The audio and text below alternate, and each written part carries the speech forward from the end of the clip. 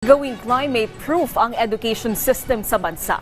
Ito naman ang mungkahi ng isang eksperto kaugnay sa matinding epekto ng climate change sa mga mag-aaral sa bansa.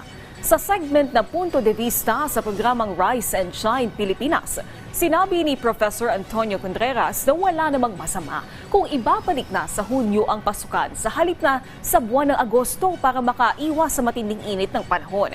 Pero paano naman umano ang panahon ng tag-ulan na nagdudulot ng matinding pagbaha dahilan din ng kanselasyon ng klase?